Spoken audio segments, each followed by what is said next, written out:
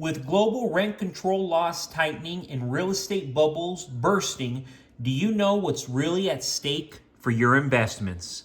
Good evening, folks, and welcome back to another episode of Silver Dad Knows. Remember, always live with no edits. If this is your first time here, hit that subscribe button now, as you're going to like what I'm about to say. So yes, check it out right here to my right, kind of just moving around the board a little bit so you can see everything. I am featuring to you a 2023 kangaroo, Australian kangaroo. Without question, one of the most popular and beloved coin collections from the Perth Mint is the Australian kangaroo. And as you know, I am a massive fan of the Perth Mint. So many of my coins come from the Perth Mint. I will always buy from the Perth Mint. This series is one of its oldest and most diverse, with the gold bullion coins in the series available since 1986, when the program was known as the Gold Nugget. Australian kangaroo coinage started in 1990 when Perth Mint rebranded the Gold Nugget as the Gold Kangaroo. That BU series is the longest running kangaroo collection at Perth. Silver kangaroos were available in the 1990s and 2000s, but predominantly as proof specimens with ever-changing designs. In 2016, Perth introduced the Silver Kangaroo BU series with a static design and, of course, 0.99994 pure silver content.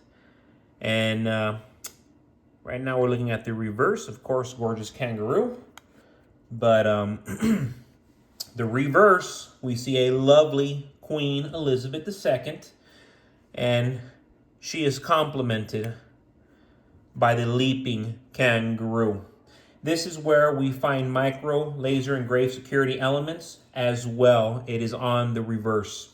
Currently, I am seeing these as low as $39 to $40, and I can just tell you now the premiums have gone up on these extensively, because not that long ago you could get these coins for 33, 34 bucks. Now they're going for 39, 40, 41, 42, 43 and up.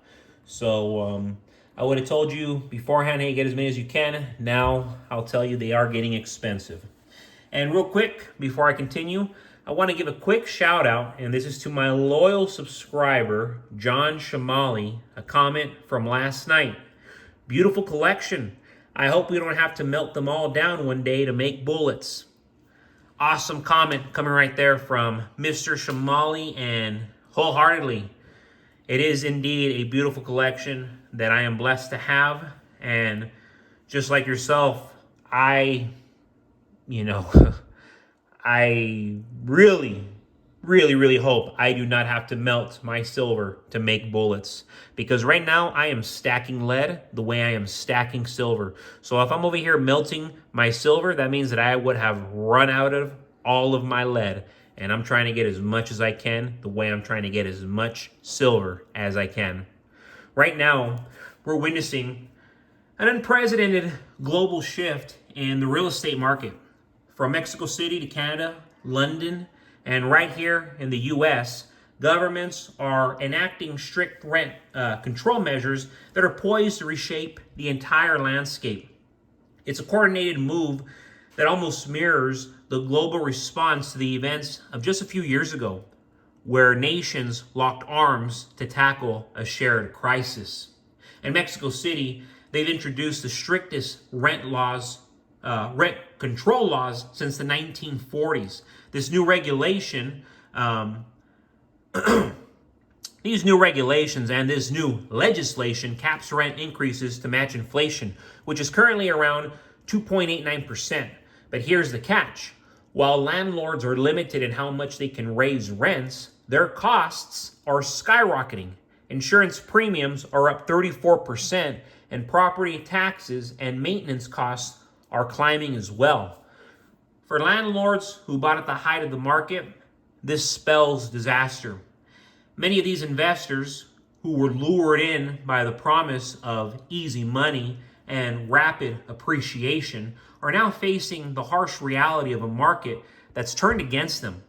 Canada is following suit with its own renters' Bill of Rights, a plan that mirrors the one being proposed by our leadership here in the U.S.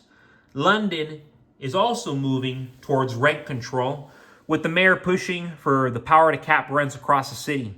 These measures are being hailed as a way to make housing more affordable.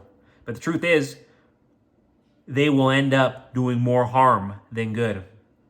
Imagine being a landlord who's seen their insurance premiums go up by 34%, but they're only allowed to raise rents by 2.89%. The math does not add up. And for those who invested in real estate during the recent bubble, it could mean losing everything. Many investors jumped into the market during the boom, hoping to cash in on rising rents and property values, but now with rent caps in place and costs rising, the dream is quickly turning into a nightmare. As real estate becomes a riskier investment due to these new regulations, savvy investors are looking for safer havens. Silver, with its historical role as a store of value during times of economic uncertainty, is shining brighter than ever. While property investors are facing an uphill battle, those holding silver are in a strong position to weather the storm. The global push towards rent control is injecting new risks into the real estate market, making it less desirable for many. But with every challenge comes opportunity. As property values and rents stabilize or even decline, silver stands out as a solid investment that will provide a hedge against these uncertainties. And yes, definitely don't want to forget about this gem right here to my left. Gorgeous, gorgeous, gorgeous. Very handsome. 1962 Franklin half dollar. Struck in 90% fine silver, the 1962 Franklin half dollar represents the last U.S. coin series struck every year in 90% silver. It also represented the first time that a non-president was depicted on a circulating U.S. coin. As we all know, Benjamin Franklin contributed immensely to the fortunes of the American colonies and the birth of the nation. Appropriately, the reverse of the coin features the Liberty Bell, which hung at Independence Hall in Philadelphia. And what I really like about this is you see a subtle crack right there in the bell. It's very subtle, but very, very impressive, because this coin dates back long before our technology was more sophisticated the way it is today in manufacturing and creating these coins. So it's just very impressive for the time. A Franklin half dollar from 1962 in circulating condition is worth between $12 and $15.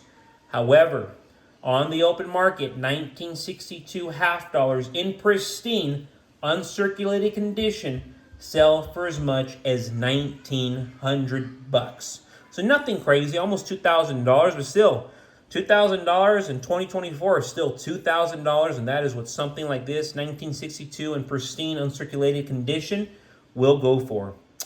But yes, folks, thank you so much for joining us for another evening of Silver Dad Knows. God bless you, God bless your household, and God bless America.